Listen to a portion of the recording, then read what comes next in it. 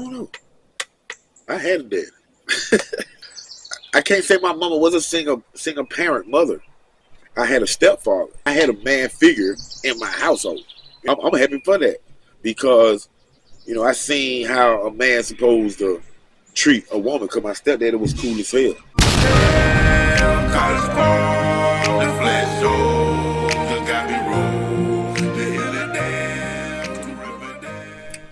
I don't know.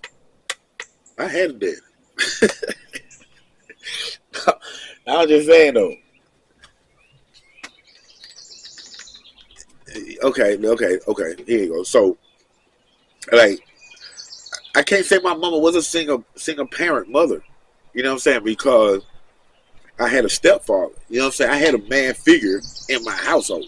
You know what I'm saying? So, like, if my mother was a single parent because she had 3 kids when she met my stepfather. You know what I'm saying?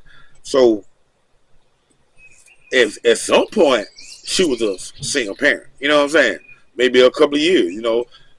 My brother had to be an infant, and maybe I was, 4 or something. She probably was. You know what I'm saying? But it was short lived. I'm happy for that because, I seen how a man's supposed to treat a woman because my stepdaddy was cool as hell. You know what I'm saying? I learned a lot from him. Straight up. And the kids done came home. Y'all gonna hear them. They probably come on camera. We don't care.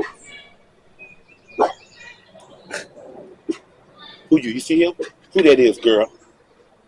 I got a killer back down, man. But my stepdaddy, you know what I'm saying? He was there. And I seen like him go to work every day. He worked construction. You know what I'm saying? I seen him come home with the dirty boots. All that. So, I know how it went. I seen him, he had a paycheck. He come home, he cash a check. They just say he check with $1,200. He'll take out him 2, and he'll give my mama 1,000 for the bills and stuff that she need and for us and stuff like that. You see what I'm saying? So that's how I learned. You know what I'm saying? So even right now to this day, that's how I am. Even with my wife in the early time, when me and her first got married, we've been married 16 years. So in the early times with me or my wife marriage, she was inside of me, still popping niggas, them burnt niggas, calling her after I done burn her running down the street. Or just hit a lick. You know what I'm saying? I got 5,500 right here. I'm gonna take my wife 5,000 and keep the 5 and then go make it to the block. You know what I'm saying? What's up, son? You good? Yeah. What's wrong? Hey, tell me go to the garage. Y'all couldn't open the car door? Huh? And just mess the garage? You mad at me? No, it's open, just the door. Oh, I locked the door, y'all, to the garage. So when they opened the garage, tried to come in the garage, they couldn't get in the garage. So I had to come around this way, say something to me, have mad little attitude, and then go on back through the door for you to open the door for your brother. But I get up out of here, they don't know who that daddy is. They don't know who that daddy is, man. But like I say, at the end of the day, I had the stepdaddy, and I learned all this stuff from him. You know what I'm saying? So I knew, for one, how to treat a woman. I knew, for one, that this man got up every day and went to work. You know what I'm saying? No matter if it was the brick mason or the construction, or this man went out the door and hustled. I don't actually know what the hell he was doing because I didn't see him, actually. But I just know that's how he treated my mama. He gave her the money, majority of the money, to pay the bills, and he kept his stuff. Whatever he did, play, drunk the butt, while a gamble, be mad at Nick, he lost all his money. They got to do it all over again. So be it. But I had that father figure in my household. You know what I'm saying? And as far as my real daddy, he was on drugs at this time. Well, he was on drugs for most of my life, so he wasn't in my life, at this time. I wasn't going over there and seeing him and none of that because, we was with moms 80% of the time. You know what I'm saying? And mom was working too. She did her thing too. When my stepdaddy was out of work, construction, the roles changed. So I seen that from a man too. And this man right here wasn't even from Georgia. He was from Selma, Alabama. Straight home country, know how to treat a damn woman. It's real shit. Because when the roles reverse and it's, raining or this winter and the construction and all that stuff down, then my mama, she went to nursing school, she ended up working in the hospital, and she doing her thing too. He at home. You know what I'm saying? He at home cooking us the red beans and rice, forcing us to eat it with that thick ass, non-sweet ass cornbread. You know what I'm saying? And got that Kool-Aid right there. They got that Kool-Aid right there that won't let us drink down drop of it until we eat every grain of rice and every bean of them damn kidney beans. Y'all remember that? Why we about to choke to damn death? And what's crazy, just think about that one little thing that I learned from my stepfather that I used to hate. He wouldn't let us eat none of our food. I mean, he wouldn't let us drink none of our beverage until we finished our dinner.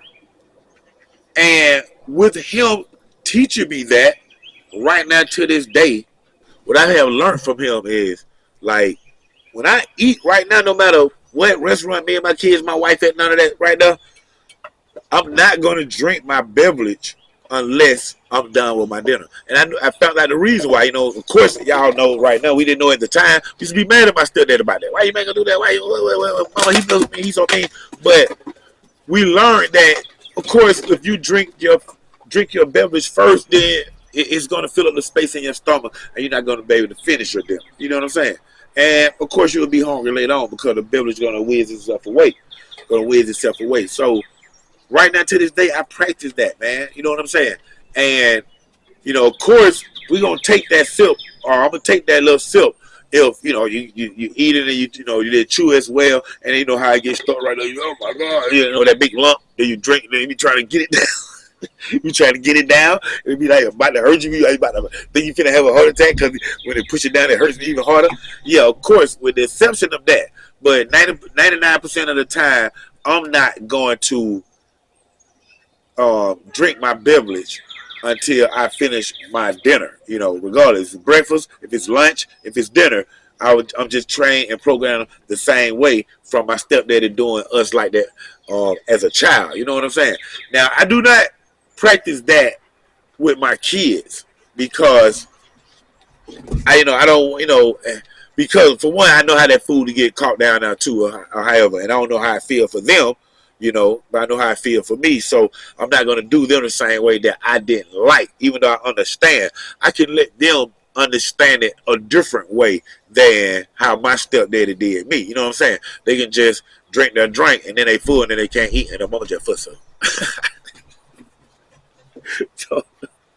So, you know what I'm saying? But at the end of the day, I had a stepfather, so my mama was never a single parent, unless when I was younger, a little child, like when my daddy first conceived me or whatever, he ran through the back door like, oh, go, So, that probably was my time, but I don't remember and don't recall as a child ever being like fatherless. You know what I'm saying? So I didn't go through a lot of things that a lot of my other friends went through with their mothers being single parent. And then in my case, man, my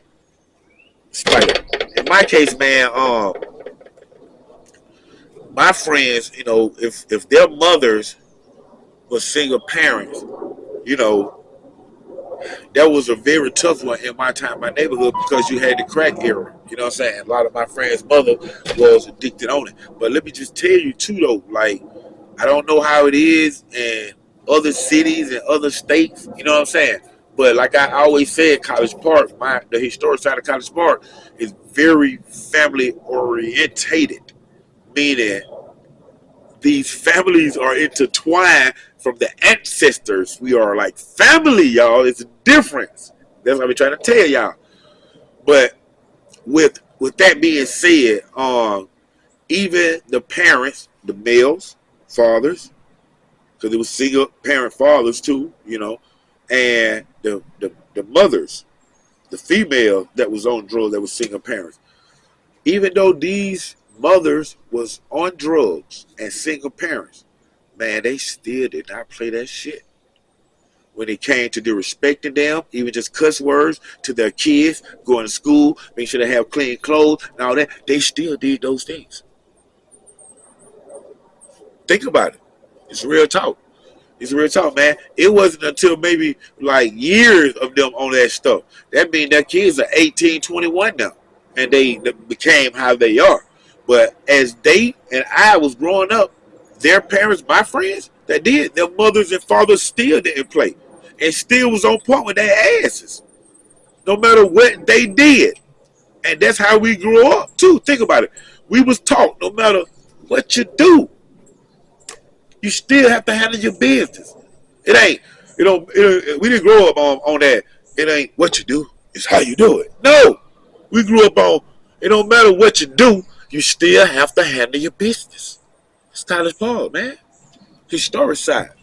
It's real talk, man. So, like, at the end, like I say, at the end of the day, I didn't really have that single parent thing, man. A lot of my friends did, but my mother wasn't, a single parent, man. And by the time my mother was like single, like wasn't dating, seeing to have nobody in her life, we was all, adult teenagers at that time. You know what I'm saying? So that was far beyond gone by that time. You know what I'm saying? So but. Even with that being said, man, like I said, I know a lot of friends, I know a lot of ops that families and mothers were single parent and on the drugs, and they turned out well. You know what I'm saying? They turned out well. Think about it. You got parents that ain't on shit, that ain't on no drugs. Probably got PAD or whatever, and look at their kids. The kids on drugs, probably strong at it. This. So it's a toss of the coin when it comes to that right now. You know what I'm saying?